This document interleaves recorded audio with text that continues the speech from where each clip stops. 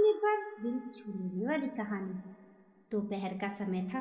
राधिका अपने पसीने से तर चेहरे पर पल्लू रखे खड़ी थी।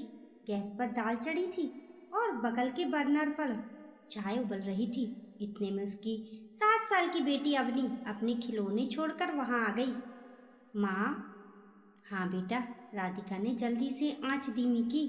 माँ, तुम दिन भर काम करती रहती हो, थक जाती हो, फिर भी सब लोग तुम्हारे साथ वैसा व्यवहार नहीं करते जैसे छोटी चाची के साथ करते हैं। राधिका ने मुस्कुराने की कोशिश की, पर वो अंदर से दुखी थी। क्यों ऐसा कह रही हो बेटा? देखो ना, छोटी चाची तो घर का कोई काम नहीं करती, फिर भी सब उनका बहुत आदर करते हैं। पापा भी उनसे बहुत अच्छे से बात करते हैं, लेकिन तुमसे तो कभी कभी झगड़ भी लेते हैं, ऐसा क्यों? सवाल सीधा था, लेकिन जवाब राधिका के लिए कठिन था। उसने एक पल को बेटी की मासूम आंखों में देखा।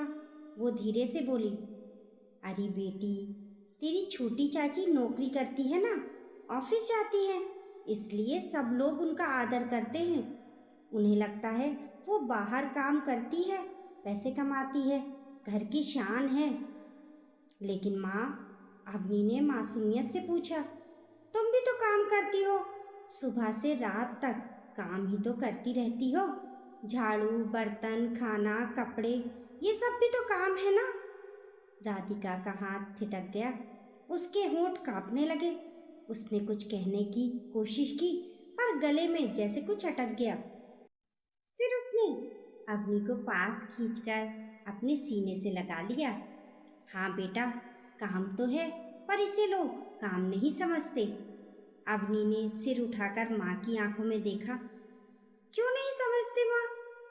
राधिका ने गहरी सांस ली। क्योंकि बेटी, इस काम की कोई तनख्वाह नहीं मिलती, कोई तारीफ नहीं होती। घर की औरत जो बिना वेतन काम करे वो सबको फर्ज लगता है। जो बाहर जाकर वही मेहनत करे उसे काबिलियत कहते हैं। अवनी कुछ देर चुप रही, फिर धीरे से बोली, तो माँ, तुम भी ऑफिस क्यों नहीं जाती? राधिका के दिल में जैसे कोई पुराना घाव कुरेद दिया। उसने मुस्कुराने की कोशिश की। क्योंकि मैं पढ़ी नहीं हूँ बेटा। नाना जी ने तुम्हें स्कूल क्यों नहीं भेजा? क्योंकि मैं 7 बहनें थी। बस इतना कहकर राधिका ने मुंह फेर लिया और किचन में घुस गई, पर आंसू उसके गालों पर बेमन बह निकले।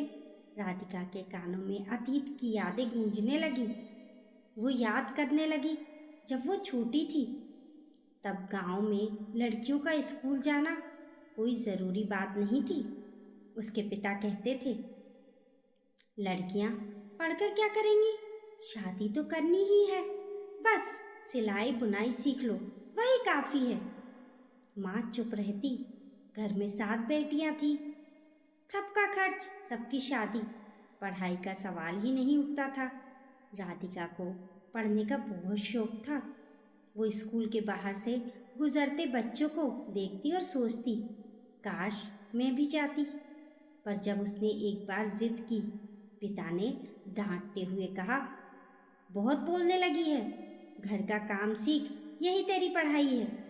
वो दिन था जब उसने किताबों से रिश्ता तोड़ लिया था, पर मन के किसी कोने में वो अधूरा सपना आज भी जिंदा था।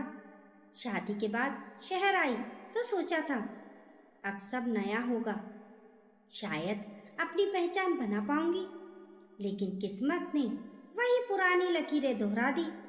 पति दिनेश अच्छे थे, पर पुरानी सोच के थे।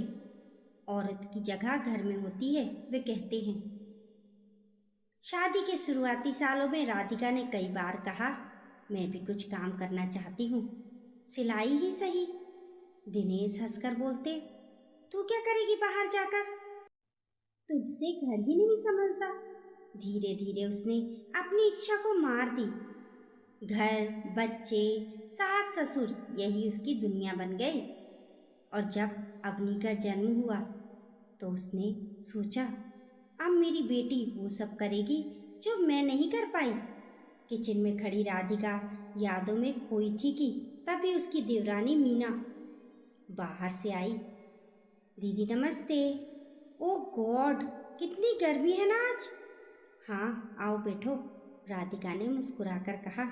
मीना ने बैग उतार कर कहा, आज ऑफिस में इतनी मीटिंग्स थी कि दिमाग घूम गया। वैसे दीदी आप भी ना कितना अच्छे से संभालती हैं घर को, मैं तो थक जाती हूँ। राधिका ने कहा, थकान सबको होती है, बस किसी की दिखती है किसी की नहीं। मीना मुस्कुराई, आप चाहें तो मैं आपको भी अपने ऑफिस में जॉब लगवा दूं। मैं पढ़ी लिखी कहाँ हूँ मीना, राधिका ने धीरे से कहा। दीदी पढ़ाई नहीं, आत्मविश्वास चाहिए, आपको तो जीवन का सारा अनुभव है। राधिका ने उसकी बात को यूं ही टाल दिया।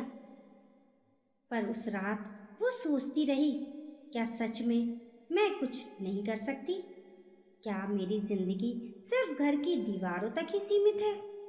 अगले दिन उसने अवनी को स्कूल छोड़ा और लौटते वक्त पास के महिला केंद्र में एक नोटिस देखा। महिला स्वयं सहायता समूह में सिलाई प्रशिक्षण हेतु आवेदन आमंत्रित। राधा का मन धड़कने लगा। उसने चुपचाप जाकर फॉर्म भर दिया। सिर्फ 2 घंटे का कोर्स था, पर उसके लिए ये नया सफ़र था। दिन बीतते गए, वो सीखती रही, मेहनत करती रही। सिलाई मशीन की आवाज़ अब उसके भीतर की खाली जगह भरने लगी थी। 3 महीने बाद उसने छोटी मोटी सिलाई का काम शुरू किया। शुरुआत में घर वालों ने मजाक उड़ाया, पर जब उसके बनाए कपड़े मोहल्ले में पसंद किए जाने लगे तो लोग तारीफ करने लगे। धीरे धीरे उसने घर के खर्च में हाथ बटाना शुरू किया। एक दिन दिनेश ने कहा, राधिका तुम्हारे बनाए कपड़ों की तो दुकान में भी मांग होने लगी है, वाकई अच्छा कर रही हो। उसके दिल में जैसे कोई फूल खिल गया। अवनी ने दौड़कर गले लगाया, माँ अब तो तुम भी पैसा कमाती हो ना? राधिका हंस पड़ी, हाँ बेटा, अब मैं भी काम करती हूँ, लेकिन सबसे बड़ा काम क्या है पता है? क्या माँ? अपने सपनों को फिर से जगाना। कुछ महीनों बाद देवरानी मीना बोली, दीदी आपके जज्बा देख मैं बहुत प्रेरित हो गई हूँ। अब लगता है हम सबको मिलकर दूसरी औरतों को भी उनके पैरों पर खड़ा करना चाहिए। राधिका मुस्कुराई, हाँ मीना, पर असली बदलाव तब होगा जब हमारी बेटियां खुद पर विश्वास करना सीखेंगी। अवनी पास आई और बोली, माँ मैं भी खूब पढ़ाई करूँगी ताकि किसी को कभी ये ना कहना पड़े कि वो तो 7 बहनों में से एक थी। राधिका ने बेटी को गले लगाते हुए कहा, हाँ बेटा, तू वही बनेगी जो मैं बनना चाहती थी। खिड़की से आती ठंडी हवा ने उसके चेहरे को छुआ, जैसे अतीत की परछाइयाँ मिट रही हों और एक नई सुबह दस्तक दे रही हो। क्योंकि उस दिन राधिका ने समझ लिया था कि घर का काम करने वाली भी उतनी इज्जत की हकदार है जितनी बाहर जाकर नौकरी करने वाली को मिलती है। आपकी इस कहानी के बारे में क्या राय है? हमें कमेंट करके ज़रूर बताएं। कहानी पसंद आने पर लाइक और शेयर करें। ऐसी ही अच्छी अच्छी कहानियों के लिए चैनल को सब्सक्राइब करना ना भूलें। मिलते हैं फिर एक नई कहानी के साथ, तब तक के लिए नमस्कार।